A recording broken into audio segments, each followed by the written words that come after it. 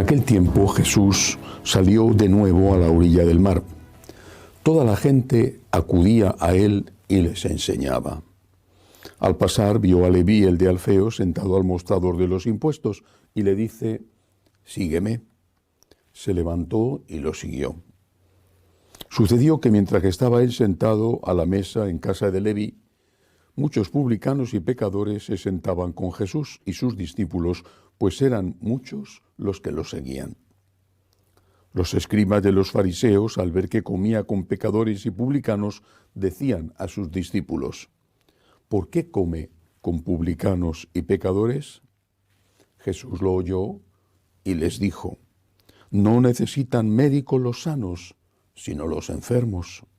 No he venido a llamar a justos, sino a pecadores». Palabra del Señor. Gloria a ti, Señor Jesús. Aquellos escribas fariseos que juzgaban a Jesús porque le rodeaban, le querían, le seguían, los pecadores públicos, los pecadores notorios, estaban equivocados. No solamente estaban equivocados en el hecho de que Jesús había venido a salvar a esos pecadores, como él mismo dice, sino estaban equivocados en el hecho de que no se sentían ellos mismos pecadores. Los pecadores eran los demás. Bueno, seguramente lo eran, ¿eh? O sea, no es que ellos, los publicanos o las prostitutas, no es que ellos no fueran pecadores, pero los fariseos también lo eran. Creo que esta es la primera enseñanza, que cuando juzgamos a los demás, quizá tengamos razón, decir, esta persona ha obrado mal. Bueno, es posible, a lo mejor no, porque nunca podemos saber cuál es la conciencia, el interior, pero bueno, sí podemos decir lo que ha hecho está mal. ¿No? Dejemos el juicio de Dios, del juicio a Dios, pero lo que ha hecho está mal. Bueno, pero nos olvidamos de que nosotros también tenemos lo nuestro. Jesús nos enseñó sobre ello cuando dijo: «Estás fijándote en la paja que tiene tu hermano en el ojo y no estás teniendo en cuenta la viga», es decir, un pedazo de astilla que tienes en el tuyo. Fíjate primero en ti mismo y seguramente eso te ayudará a ser más justo en el juicio hacia los demás. Porque cuando nos fijamos en nosotros mismos siempre encontramos excusas, atenuantes. A veces no solo atenuantes, sino algo que disculpa completamente. Es que estaba cansado, es que tenía un mal día, es que tenía mucha tensión y cosas así. Es que tuve una infancia difícil, es que tuve... Bueno, que posiblemente son atenuantes verdaderos. Pero en cambio, cuando juzgamos a los demás, no existen atenuantes. Ha hecho mal, hay que ver. Pues la medida que uses, la usarán contigo. Así es. Por eso la primera enseñanza del comportamiento de estos fariseos es precisamente esa. Ellos consideraban que los demás eran pecadores, pero ellos no lo eran. En realidad lo eran todos, por una cosa o por otra. Es posible que los fariseos no hicieran esas cosas que señalaban a los demás, es posible. Pero tenían lo suyo. Por ejemplo, tenían una inmensa soberbia. Pero hay otra lección aquí. Porque si este es un error de los que se consideran buenos a sí mismos, hay otro error que también nos enseña, nos ayuda a Jesús a descubrirlo. Jesús dice que no necesitan médico los sanos, sino los enfermos. ¿Pero para qué? ¿Para qué necesitan el médico los enfermos? ¿Para que le dé una palmadita en el hombro y le diga: venga muchacho, que tú vales mucho, venga campeón, vamos, para adelante? Pues no.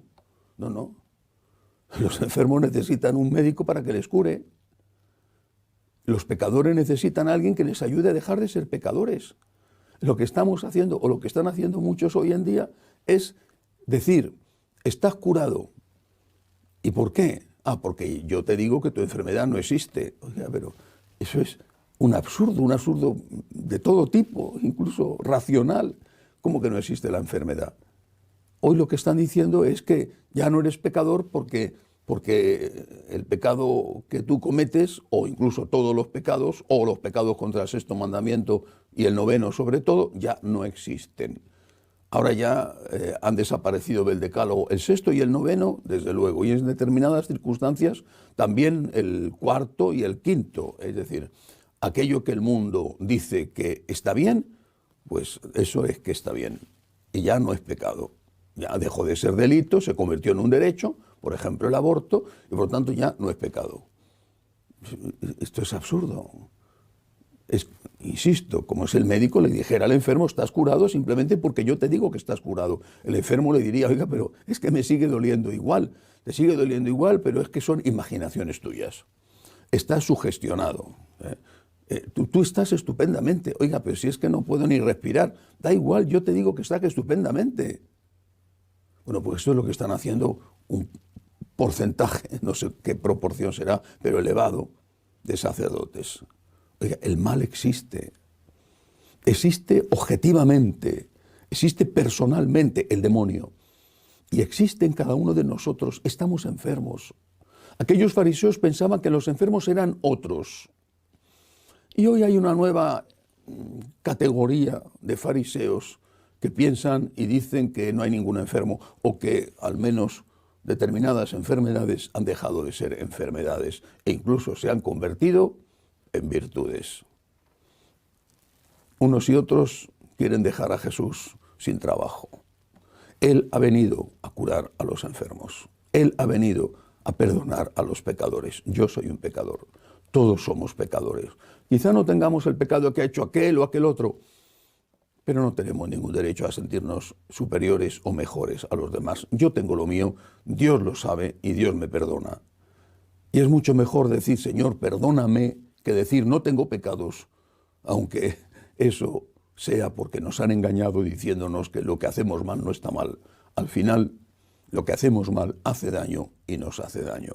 Demos gracias a Dios, que no nos expulsa de su lado porque somos pecadores, sino que nos ama así y se ha ofrecido a salvarnos y a perdonarnos.